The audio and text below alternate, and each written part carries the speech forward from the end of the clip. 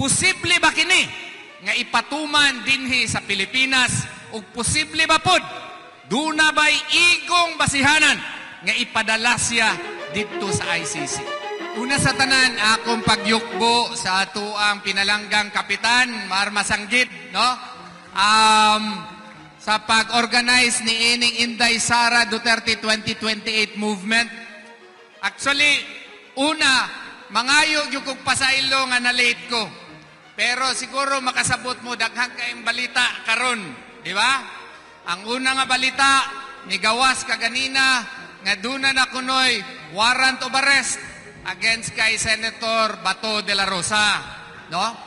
Nigawas na po ang balita nga nag-change og lawyer ang atuang pinalanggang si Tatay Digong, nag-withdraw si Nicholas Kaufman.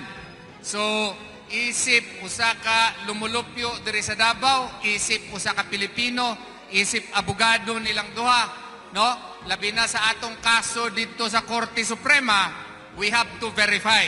Nangita tagpaagi, atong gi-verify kung tinuod ba gyud nga duna nay warrant of arrest against kay Senator Bato de la Rosa. So maotong nadugay ko, mangayo ko ninyo og dispensa. Okay? Now, sa tinuod lang, wala gyoy klaro kung duna ba gyoy warrant of arrest na si Senator de la Rosa. Apan ang atua manggong gobyerno, wala po'y klaro. Ngano man? Nganong walay klaro? Ang unang nagpagawas og balita nga dunay warrant si Senator Bato de la Rosa was on November of 2025. Kanhing DILG Secretary si Rimulya.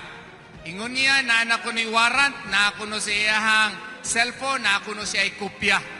Ug tungod niya to, tungod kay DOJ Secretary siya, subsequently he became an ombudsman, kinsa bagoy dili mo tuo nga naa na siya ay warrant, opisyalis siya sa gobyerno.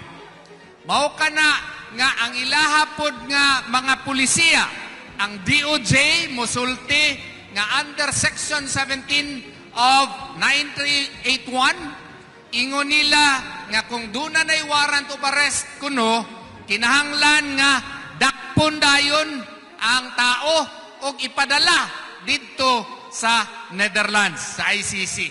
Unsa nalay mahitabo sa atong konstitusyon? Unsa nalay mahitabo sa atong sa ilahang Article 50 sa ilahang Rome Statute?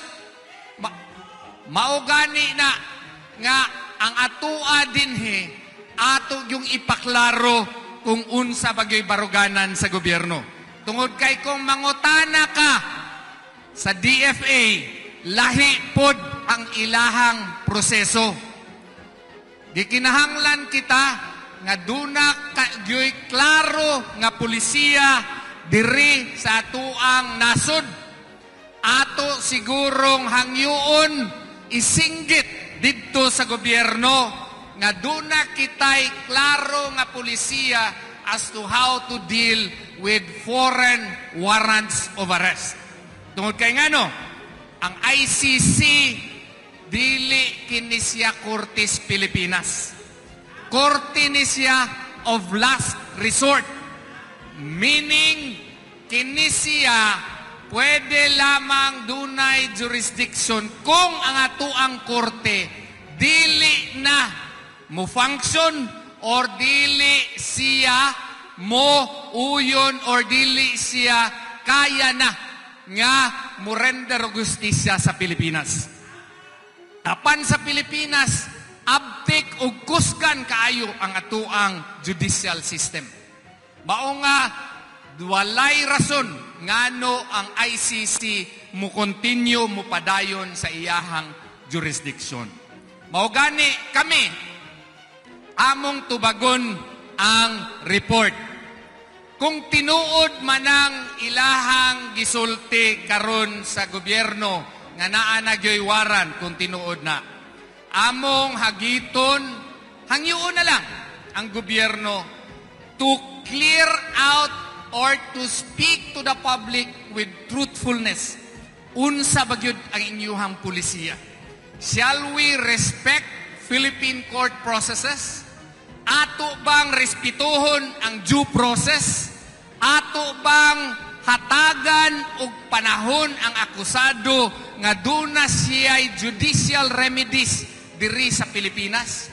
Kay kung musulti ang gobyerno ni Ana, nisulti ang pamilya ni Senator Bato de la Rosa, nga kung musulti, mupasalig ang gobyerno, nga respetuhon ang human rights, ang tawhanong katungod ni Senator Bato de la Rosa, ilahang hangyuon nga musurface, musurrender sa korte para dito sa korte idetermina kung duna ba'y basihanan ang warrant of arrest nga gi-issue, posible ba kini nga ipatuman dinhi sa Pilipinas o posible ba pod duna ba'y igong basihanan nga ipadala siya dito sa ICC. Mauna ang among tubag. Ang among tubag kung dunay specific and clear directive ang gobyerno nga tahuron ang tawhanong katungod sa bisang kinsang Pilipino, then among hangyuon si Senator Bato de la Rosa o gani siya na mismo muadto dayon sa korte para dunagyoy klarong proseso. Tungod kay kita mga Pilipino, independente ang atong nasod.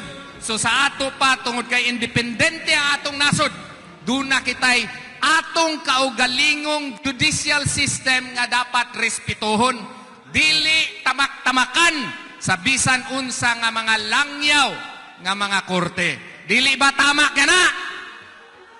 Mao gani atua po nuntang hangyuon ang atong Korte Suprema nga at unta desisyonan na ang atong petisyon nga gipang-file dito sa Korte Suprema mahitungod sa pagdakop, pagkidnap kang Tatay Digong o ang plano na pod karon nga pagkidnap kang Tatay Digong.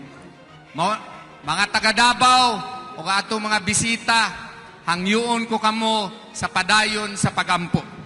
Tungod kay ang atong nasod karon, grabe na gyud ang nahitabo.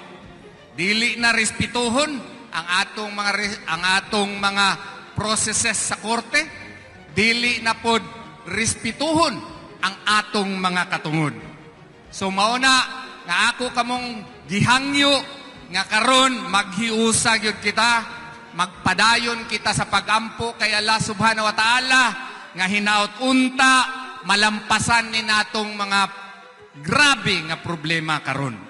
So salamat kaayo sa inyong pag-anhi, salamat sa inyong suporta sa Inday Sara 2028 movement tungod kay ngano para kini sa atuang mga kaugalingon ug para sa atong mga anak.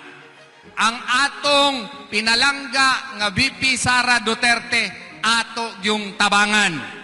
Ato yung isigurado nga duna siya'y makabungog nga buto dinhi sa Mindanao. Kaya ba nato na siya? Ato yung isigurado nga mudaog si Inday Sara karong 2028 kay nakita na ninyo ang karon nga administrasyon. Grabe ang pagpangurakot, grabe ang gihimo sa atong mga pundo nga wa na takasabot kung asa ta paingon. Mao gani nga karong 2028 isiguro gyud nato nga si Inday Sara Duterte ang mulingkod sa Malacañang. Pwede ba na?